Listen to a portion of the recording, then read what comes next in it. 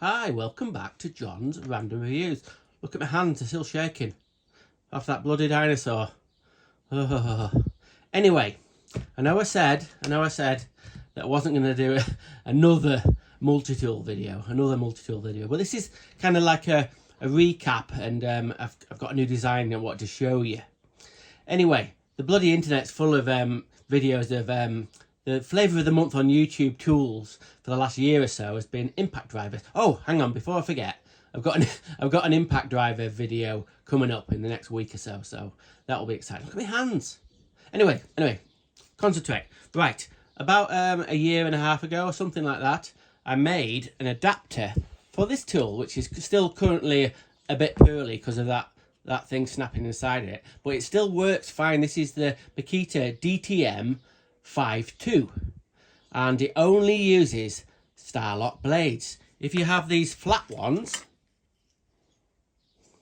well, you're not out of luck. You're not out of luck if you've got a load of these. You've bought a load of these and you've bought this machine. Oh no.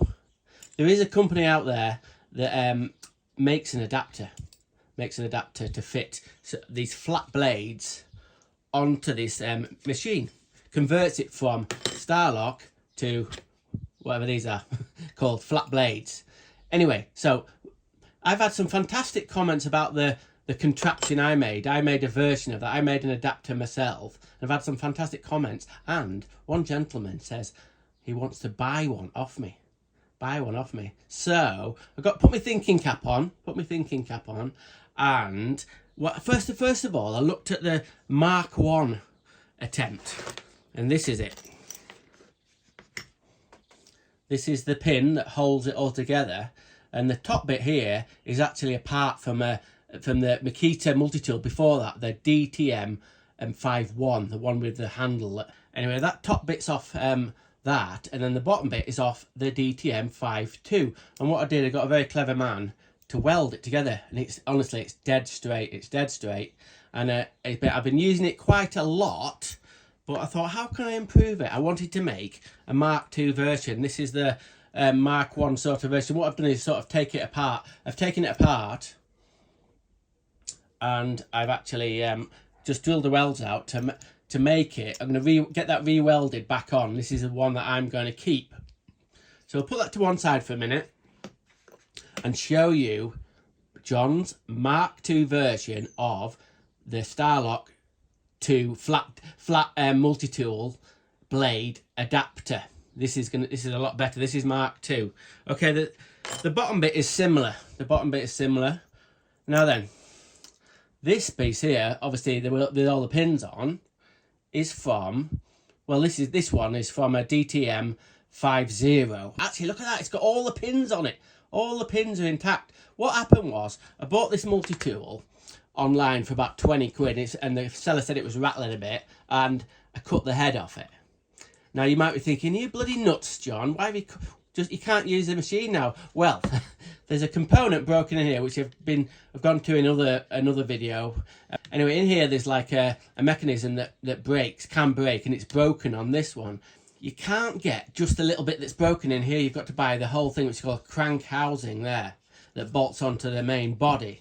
And I think the cheapest I've seen it, 45 quid for the crank housing, or the crank head, or whatever you want to call it. This one's damaged. You can't buy the bit, so it's pretty much useless. So I've cut the end of it.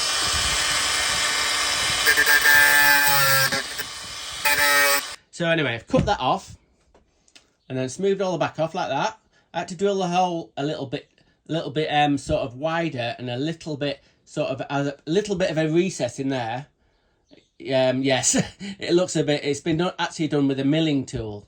So there's that bit, and then this bit, similar to the one before, we're going to get that welded up. I can't weld. Let's get it fucking sorted out. I'm going to learn, but I'm not learning on this one. Can you see all the little holes there? What I'm hoping to do is get all them little holes welded up, and I'm going to get the whole of this welded up right across the hole, and then I'm going to grind it all down so it looks professional. I was thinking of getting it welded round there, but it's too close to them pins. I don't know. I'm still thinking about that. Anyway, that's that bit. That's the bit that goes in there like that. Okay. So the next bit is this is a Mark II version of it. This is the original pin that comes with a DTM52 multi-tool. So what I did, I bought a couple off eBay. They were £10 each, these, but I bought two because I needed to cut them and extend them. So what I've done is I've taken two of these pins here, taken two of the pins, and I've made a longer pin that's going to be welded up like that. That's going to be welded like that. So then when that's welded in there like that, you need to imagine it a little bit. That's going to drop through there, and that is going to hold a flat blade like so. Hang on. There. So that is my adapter. Mark II adapter for the multi-tool. Now, I know I'm not going to say they're for sale. I'm not going to say that was totally unethical for YouTube, because you're not meant to sell anything on YouTube. But well, I've got one buyer already. So if anyone out there kind of like, I'm hoping that a lot of you, like canny blokes, or is that a thing? Anyway, I'm hoping a lot of you good folks out there will be able to just watch this. I'm going to make my own. That's fine. Get on with it. You know what I mean? That's fantastic. But if you can't be asked, to make one, and you want me to make one, you'll have to contact me. Do you know what I mean? But it's not cheap. It's not cheap. I don't understand when Makita brought this machine out, they didn't put an adapter in the box. I think that would be a good selling point. Makita could make this adapter, it's like in the factories, quite easily, you know, and maybe, do you know what I mean? That'd have been amazing. But they don't. There is another company, I think they call Oslo or something. They make one, and I haven't tested it yet. I think they're about 100 and odd quid, £110 or something like that. So mine might be a little bit cheaper, but will it be better? I don't know. We're going to get this all welded up, and then we're going to give it some sort of really, really brutal testing, so we can fit these flat blades on. Things of note, other things of note. This type of multi-tool blade, I've never used one before. Just the other day, I had a job where to get some adhesive off the back of them aqua panels, like laminate, call it laminate boarding. It had that adhesive that you stick it back to walls, and my boss said, "Oh, can you get it off?" I thought, "Oh, try this." Honestly, I'm thinking, I don't think it's going to work. Don't think it's going to work. But oh my God, I think I'm going to do a video about this fantastic tool, because it just brought the actual. I might put a little video of it actually. I think I will.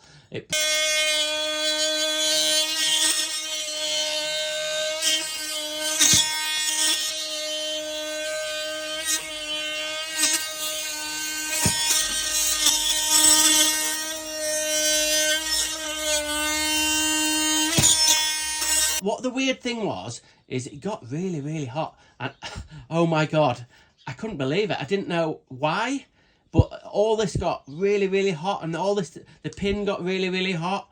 And I had to stop. The machine was not hot, but the blade was. It must be something to do with this type of blade, cutting. I don't know what it was. Anyway, I'm going to put a little video of that.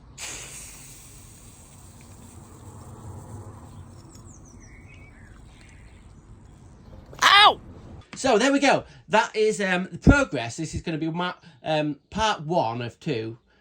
Another bloody multi-tool video. And then in the next video, I'll tell you if it's going to work. Don't worry, muckers, it's going to bloody work. And then we'll be able to have a proper look at it after it's been welded and give it a bit of a test. Okay, well, as always, thanks for watching John's Random Reviews. Random is rad. Rock on.